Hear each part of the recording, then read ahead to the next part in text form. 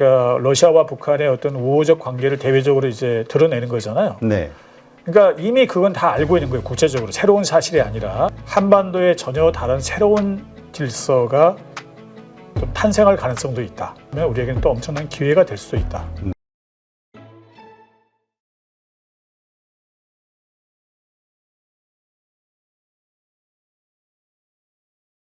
네, 오늘 모신 분은 트럼프는 김정은에게 무엇을 원하는가 책의 저자시죠. 김동기 변호사님이십니다. 안녕하세요. 안녕하세요. 자, 지금 트럼프 대통령이 전 세계 모든 사람들로부터 지금 가장 큰 주목을 받고 있는 상황이라고 볼 수 있는데요. 네, 그렇습니다. 참 무섭기도 하고요. 네. 좀 때로는 우습기도 하고 네, 좀 미국 대통령이라는 엄청난 지위에 있는 분의 그 캐릭터가 네. 참 이상하게 된 것 같습니다. 네, 네, 네. 어쨌든 이 트럼프의 2기 집권, 이것이 우리에게는 위기라고 봐야 될까요? 아니면 기회로 보는 게 맞습니까? 저는 두 가지 면이 같이 있다고 생각을 합니다. 그러니까 이제 트럼프가 경제적으로 이제 관세 폭탄을 터뜨리면서 네. 이제 전 세계를 혼란에 빠뜨리고 있고 또 우리에게도 엄청난 이제 압박을 가하고 있잖아요. 네. 그리고 이제 비단 관세 폭탄뿐만 아니라 뭐 제 생각에는 앞으로도 차후에 추가로 여러 가지 요구를 할 가능성이 높은데 그거는 우리에게 이제 많은 부담이 되고 위기가 되겠지만 네. 한편으로 보면 저는 이제 제가 이번에 펴낸 책에서 주장을 했듯이 한반도에 전혀 다른 새로운 질서가 좀 탄생할 가능성도 있다. 네네. 그러니까 간단히 말하면 이제 북미 간의 관계가 극적으로 개선이 돼서 어쩌면은 우리에게는 그런 이제 새로운 질서가 우리가 잘만 활용하면 우리에게는 또 엄청난 기회가 될 수도 있다. 네. 이렇게 생각을 합니다. 그러면 그 새로운 질서라는 것은 어떤 걸 의미하는 겁니까? 그러니까 그동안에는 이제 그 북한과 미국 사이가 적대적으로 대립을 해왔잖아요. 네. 그 냉전적 질서가 이제 해체되지 않고 오랫동안 이제 대립을 해왔는데 그 트럼프 2기 정부 들어와서 트럼프가 아주 적극적으로 이제 김정은에게 일종의 러브콜을 보내면서 그 북한과의 관계 개선을 시도를 하고 있는 것으로 보여집니다. 만약에 북미 관계가 극적으로 개선이 될 경우에는 한반도에서 말하자면 냉전적 그 어떤 질서가 해체될 가능성이 있는 거죠. 그리고 그동안 어떻게 보면 우리 한국 전쟁은 종전도 되지 못하고 정전된 상태로 이제 70년 이상 지속돼 왔는데 비로소 이제 종전이 되고 어쩌면 북미 간의 경우에 따라서는 남북 관계도 전혀 새로운 이제 관계를 맺게 되는 거죠. 그런 의미에서 신질서라고 말하는 겁니다. 그렇다면 트럼프 대통령이 정말 이 북한과 그런 어떤 협상을 하고 이쪽 한반도에 그러한 어떤 새로운 질서를 만들고자 하는 어떤 의지가 강력해야 되잖아요. 그렇습니다. 북한이 과연 트럼프 외교의 핵심 타깃이라고 볼 수 있을까요? 그렇습니다. 이제 트럼프 대통령이 당선된 직후부터 수차례 이제 북한에 대해서 좀 이제 긍정적인 메시지를 보냈고요. 취임한 이후에도 마찬가지고요. 그리고 이제 무엇보다도 당선된 직후에 그 1기 정부 때 폼페이오 장관 밑에서 그 북한과의 협상을 실무적으로 담당했던 분을 그 주요 포스트에 앉혔습니다. 네. 그리고 이제 그 북한 문제를 담당한 특사도 임명을 했고요. 그렇게 보면 트럼프 대통령이 대단히 강력한 의지를 가지고 있다. 그럼 굳이 이렇게 북한에 대해서 어떤 적적 관심을 가지게 된 이유가 뭔가 우리 특히 많은 한국 분들은 혹시 노벨상을 노리는 게 아닌가 이렇게 이야기를 하시는데 사실 그거는 제가 볼 때는 좀 말이 안 되고요. 왜냐하면 미국 대통령에게 노벨상이라는 건 별 의미가 없습니다. 말하자면 의미가 없고 미국이 노리는 어떤 전략적 이익이 있다. 아주 큰 이익이. 그리고 이제 그거는 동아시아에서 아니면 전 세계에서 미국의 이제 어떻게 보면 거의 유일한 경쟁국이 된 중국을 견제하기 위해서 북한이 대단히 좀 쓸모가 있다. 그런 전략적 가치가 있다. 이 점을 이제 간파를 하고 트럼프가 이제 그런 북한을 어떻게 보면 중국을 견제하는데 활용할 목적으로 접근하고 있다. 그런 의미에서는 대단히 중요한 이제 타겟이 된 거죠. 북한이 어떻게 중국을 견제하는 데 활용도가 있을지 좀 궁금하네요. 그러니까 전통적으로 보면 북한은 그 옛날에 모택동이 아주 유명한 말을 했었죠. 그 북한과 중국의 관계를 순망치 안의 관계다. 그러니까 전략적으로 보면 북한은 중국을 위한 일종의 완충지대였습니다. 네. 버퍼존이었는데, 그러니까 북한이 만약에 중국의 적대적인 세력의 손 안에 들어가게 되면 바로 치명적인 안보상의 위협을 이제 안게 되는 거죠. 네. 그 따라서 북한이 중국 입장에서 볼 때는 북한이 적어도 중국에게 적대적이지 않은 우호적이지 않더라도 중국에게 적대적이지 않은 이런 국가로 계속 남아주기를 원하는데 만약에 이제 북미 관계가 개선이 될 경우에는 지금 이제 그 미중 간의 경쟁이 이제 아주 치열해지고 있기 때문에 중국 입장에서는 대단히 이제 불안해질 수밖에 없는 거죠. 네, 그렇군요. 네네.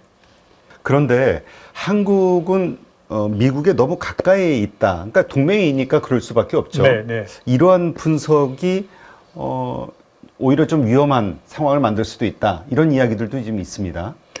그러니까 이제 어찌됐든 그 미국이 이제 사실 어떻게 보면 옛날 같지가 않잖아요. 네. 세력이 군사력이나 경제적인 파워가 좀 이제 상대적으로 약해지고 어떻게 보면 이제 이미 다극화의 시대가 된 거죠. 미국 일극 시대에서 중국이나 러시아도 부상을 했고 다른 뭐 인도 같은 이제 국가들도 새롭게 부상을 하고 있고 하기 때문에 이제 한국도 사실은 옛날에 비해서는 몸집이 많이 커진 거죠. 네. 작은 나라가 결코 아닌데 계속해서 미국에 의존적인 이런 관계를 맺는 것은 바람직하지 않다. 안보적으로도 그렇고 경제적으로도 그렇고. 그러니까 어떻게 우리는 중립적인 스탠스를 취하면서 좀 등거리 외교를 펼치면서 우리 국익을 좀 최대화시키는 것이 바람직하지 않겠냐라는 많은 분들의 말하자면 이제 그 어떤 지적이 있는 거죠, 사실은. 근데 저는 원칙적으로는 동의를 합니다. 그런 분들의 견해에 대해서. 다만 현실적으로 지금 이제 신냉전이 미중 간의 신냉전이 지금 아주 격화되고 있지 않습니까? 이제 네. 예를 들면 지금 이번에 관세 전쟁도 주된 타깃이 중국이라는 게 명백해졌잖아요. 그렇죠. 말하자면. 그러니까 이런 상황에서 지금 미국은 이제 편을 나누는 거예요. 자기 편 아니면 이제 적대적인 편. 그러니까 이런 상황에서 그러면 미국과 중국 중에 하나를 우리가 선택을 해야 된다면 네. 어느 쪽을 선택을 해야 될 것인가?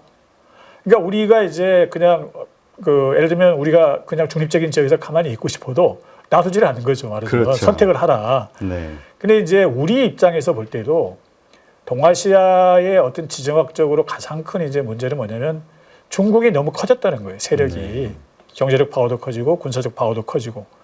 아시다시피 일본도 지금 이제 GDP가 명목 GDP가 중국의 4분의 1도 안 되거든요. 네. 많이 왜소해졌고 한국은 뭐 한 10분의 1 수준밖에 안 되니까 많이. 그러니까 앞으로도 결국은 경제적 파워, 상대적 어떤 차이가 커질 가능성이 높고 경우에 따라서는 군사력도 차이가 커질 수밖에 없는 거고 이런 상황에서 어떤 한국 혼자서 단독으로 뭐 중국을 견제할 능력이 없는 거죠, 말하자면. 그런 상황에서는 어차피 이제 외부의 어떤 이제 외부의 세력과 이제 손을 잡아야 되는데 그런 경우에는 결국은 이제 좀 멀리 떨어져 있는 미국과 말하자면 이제 일정 정도 우호적 관계를 맺는 것이 현실적으로는 이제 좀 더 나은 선택일 수밖에 없지 않은가 이런 생각이 듭니다. 네. 네네. 근데 그 우리 한국의 입장에서는 네네. 오히려 북한하고 트럼프 대통령이 가까워지려는 어떤 시도를 할 때 네. 패싱에 대한 우려가 나왔었잖아요. 네네. 핵무기서부터 시작해가지고 네. 이것이 더 큰 위협으로 또 우리에게 다가오는 것 자체가 그러한 일들이 자연스럽게 진행되는데 뭔가 방해가 되진 않을까 이런 생각이 들기도 하거든요.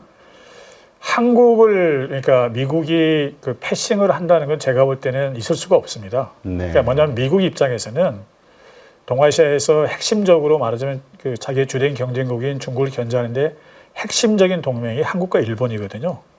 그러니까 예를 들면 한국을 버리고 예를 들면 한국을 소홀히 하면서 북한과 관계를 개선한다. 이거 볼 때는 제가 미국의 전략가들 입장에서 볼 때는 엄청난 손실인 거죠. 그게 말하자면.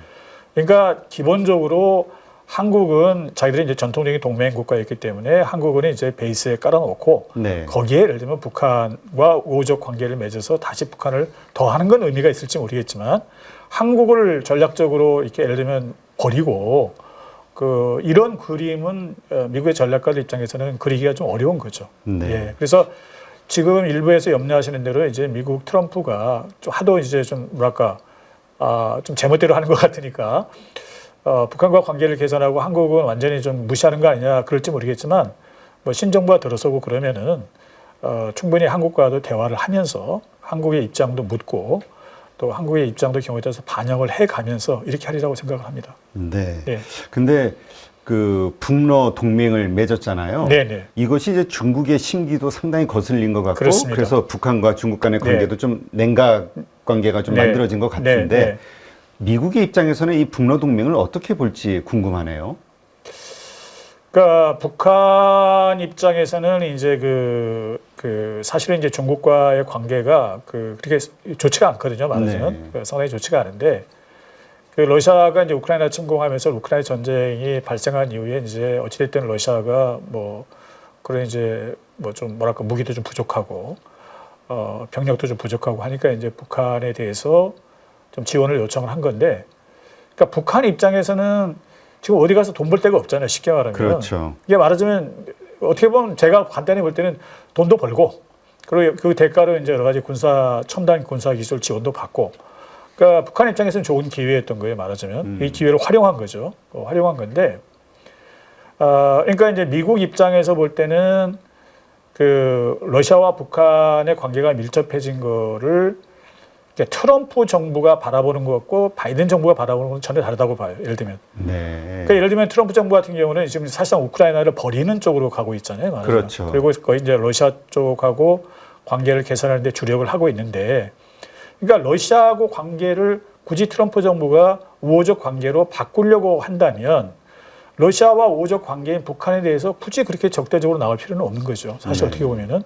그러니까 저는 이제 러시아와 북한이 관계가 긴밀해졌다는 점이 미국과 지금 트럼프 정부가 북한과 관계를 개선하는데 장애물은 되지 않을 것이다. 이렇게 생각을 하는 거죠. 네. 네. 그렇다면 이제 5월인가요? 네. 북한에서 이제 러시아로 네. 올라간다는 방문설이 있잖아요. 그렇습니다. 이것이 어떤 영향을 가져올까? 트럼프에게. 그러니까 마찬가지로 이제 어떻게 보면 이제 만약 김정은이 러시아를 방문하게 되면 그러니까 러시아와 북한의 어떤 우호적 관계를 대외적으로 이제 드러내는 거잖아요. 네.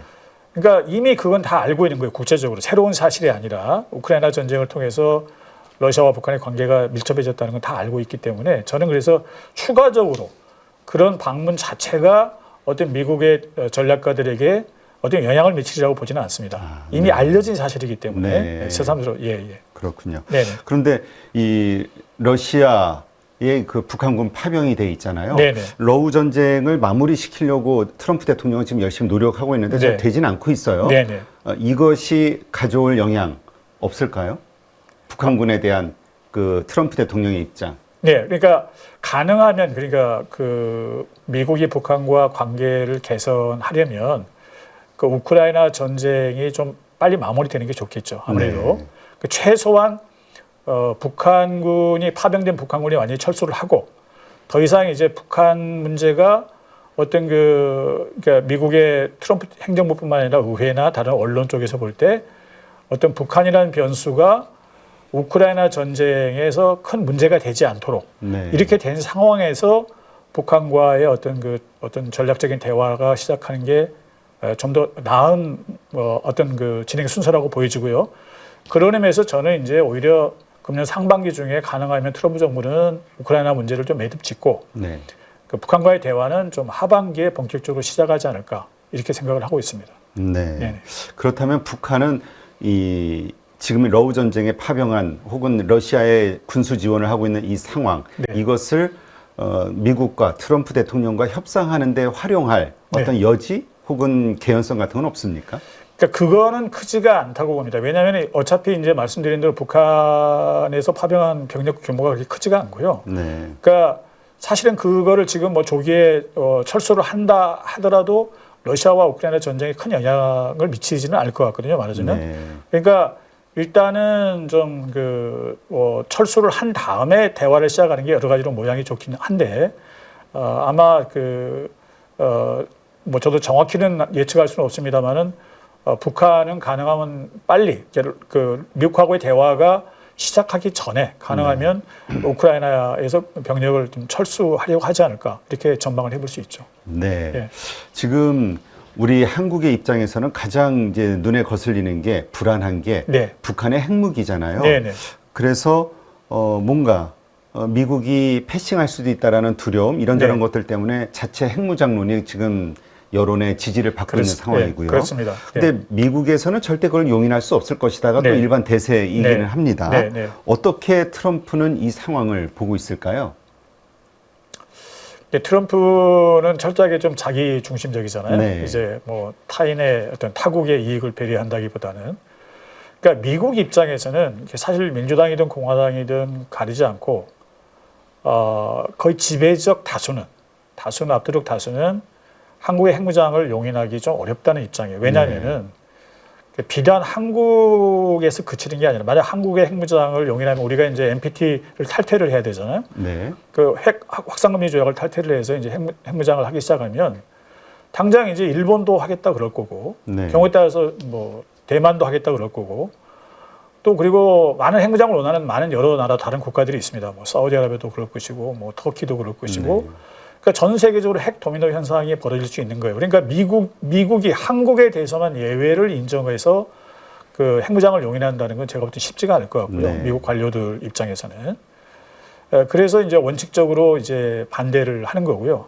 최근에 아주 소수의 이제 그런 경우에 따라서 최악의 경우에는 한국의 핵무장도 용인할 수 있다는 목소리가 나오는 건 사실입니다. 미국의 일부, 네. 극히 일부가. 그러나 아직은 이제 소수설이고요.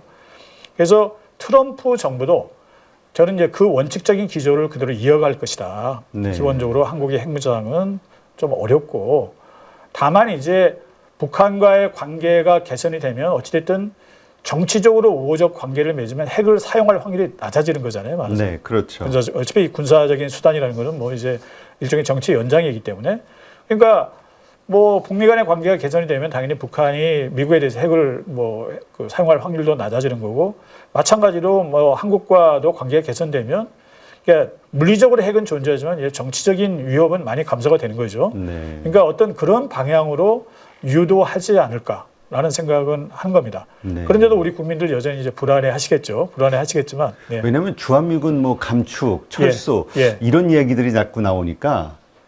그리고 주한미군을 지정학적으로 보면 전략적으로 보면 미국이 그 주한미군을 철수시켜서 네. 한국을 말하자면 전략적으로 군사 전략적으로 한국의 중요도를 낮추는 일을 하기가 어렵습니다. 네. 그러니까 미국의 모든 지금 트럼프 정부의 전략은 기본적으로 자기들의 아주 제한된 자원. 그러니까 트럼프 정부는 이제 국가 부채도 많고 여러 가지 이제 제약이 많기 때문에 그러니까 유럽에서는 기본적으로 좀 후퇴를 하고 그러니까 유럽의 안보는 유럽에 맡기고 그리고 중동 같은 데서도 가능하면 이제 이스라엘 때문에 어차피 선택적으로 선별적으로 개입을 하긴 하지만 기본적으로 중동에서도 좀 이제 발을 빼고 그래서 자기의 주된 경쟁국인 중국을 견제하기 위해서 아시아로 집중하겠다는 게 미국의 지금 신정부의 트럼프 정부의 지금 이제 전략이거든요. 말하자면 네. 이런 상황에서 가장 핵심적인 동맹인 한국에 어떤 어떻게 보면 역설적으로 한국의 전략적 중요성이 더 커지는 거예요. 그런 상황에서는 이런 상황에서 주한미군을 예를 들면 전면 철수하고 미국이 이제 예를 들면 전략적으로 한국을 배제한다. 이거는 있을 수가 없고요. 경우에 따라서는 예를 들면은 주된 위협이 중국이기 때문에 예를 들면 이제 양안 전쟁이 벌어진다 할 경우에 지금 주한미군이 병력이 꽤 되잖아요. 말하자면 네. 이거를 좀 더 이제 그쪽에 쓰고 싶은 말하자면 욕구가 있는 거죠. 그래서 그런 경우에는 부분적으로 저는 이제 한국에 계속 요구를 하겠죠. 주한미군을 그쪽에 쓸 수 있도록 허용을 해달라고 네. 요구를 한다든지 아니면은 일부 병력을 경우에 따라서는 한국이 완강히 반대하면 좀 재배치하는 네. 이런 시도는 있을 수 있다고 보여집니다. 네. 예. 지금 그렇다면 말씀하신 대로 이러한 것들이 우리에겐 또 위기가 될 수도 있고 네. 하여튼 구체적으로 어떤 우리에게 득과 실이 있는지 근데 그거를 한번 좀 나눠서 설명을 해봐 주시죠. 그러니까 우리에게 실이라고 하면 그동안 이제 우리는 전통적으로 북한과 남북 이제 적대적 관계에 있었고요.